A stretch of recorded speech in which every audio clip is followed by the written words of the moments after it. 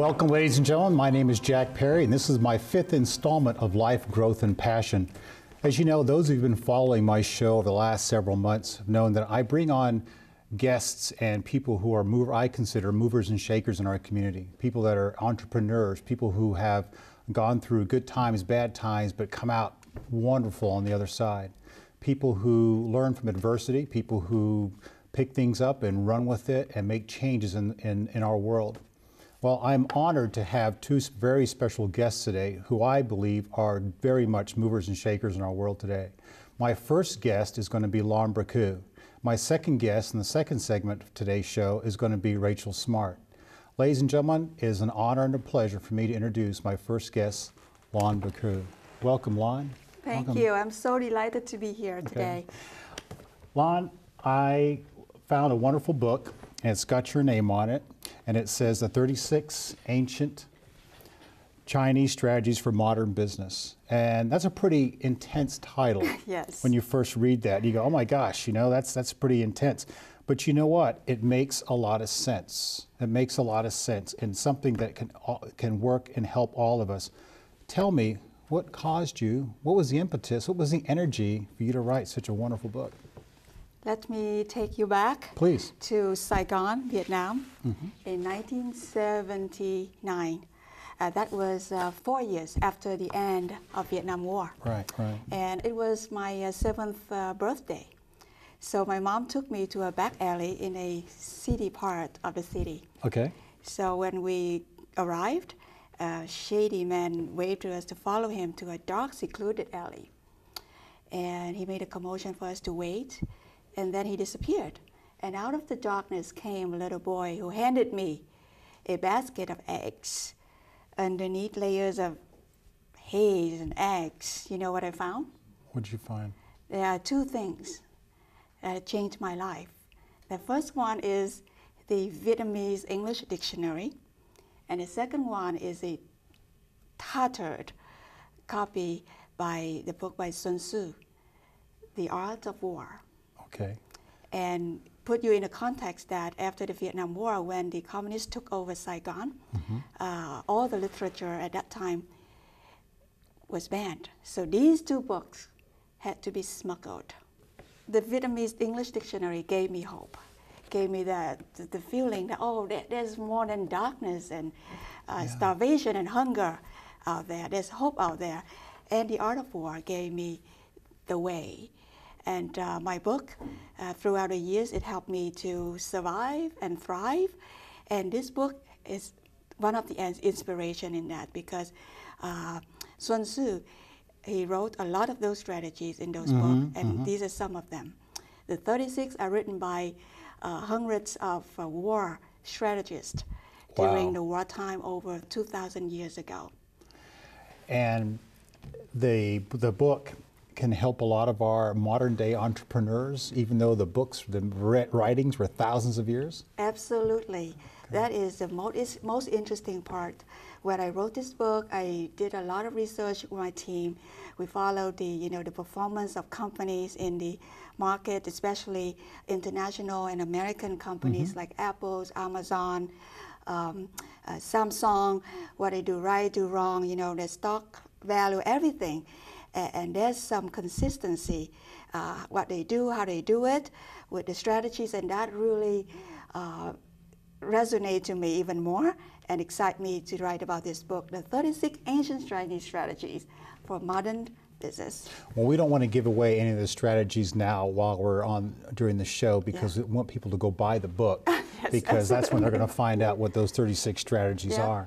But let me ask you, when you found the dictionary and you found Sun Tzu's book, what happened after that? Did you go read them? Did you go hide someplace? What about the gentleman that gave you the books? I couldn't tell you how I felt. At that time, we didn't have electricity. We had maybe electricity twice a week. Okay. So under the kerosene lamp, I opened the dictionary.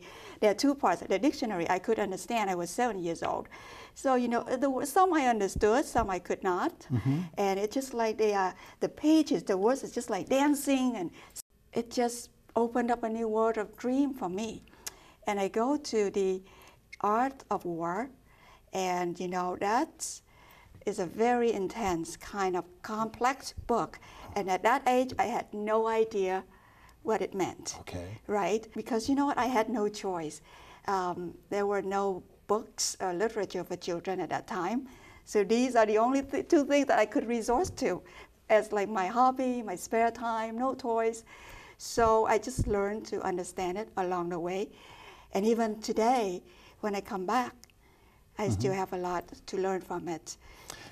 In your culture, was being a woman, going through all that back then, was that helpful, a detriment to you, or did it present a lot of challenges to you?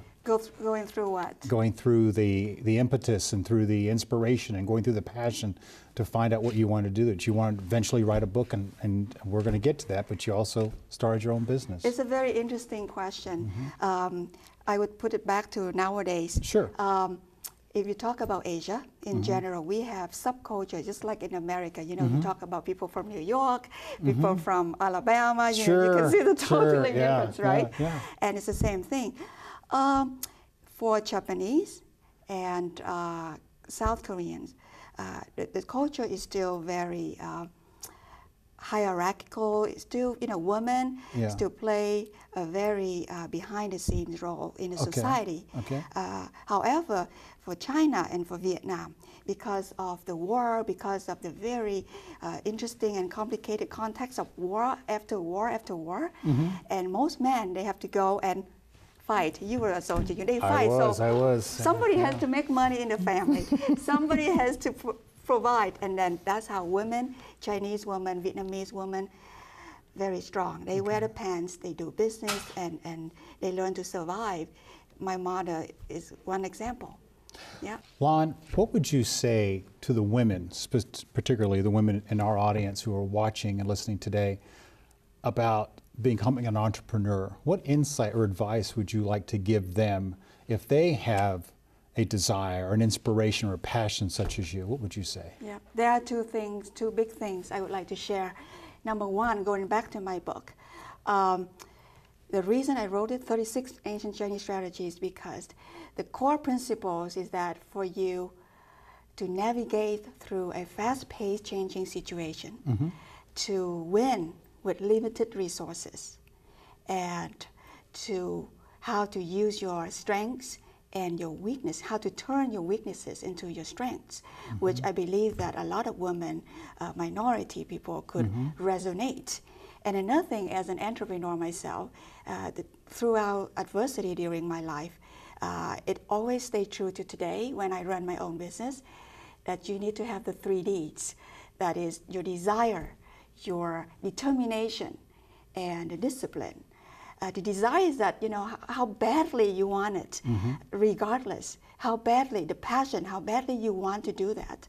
And the determination, regardless of, you know, the objection, the rejection, and the failure, you just strive for it and to just go for it. There's a 12-hour difference between here and wonderful Vietnam. So how does your day go? Yep, during the day, I do the marketing and the work for the US, right?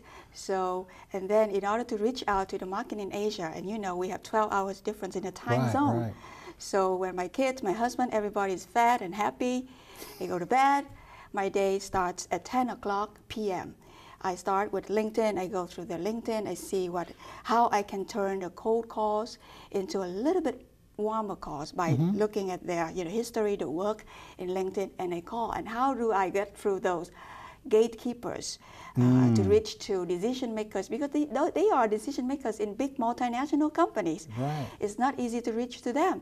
And I just pound on it, like I do it every day, every night, religiously.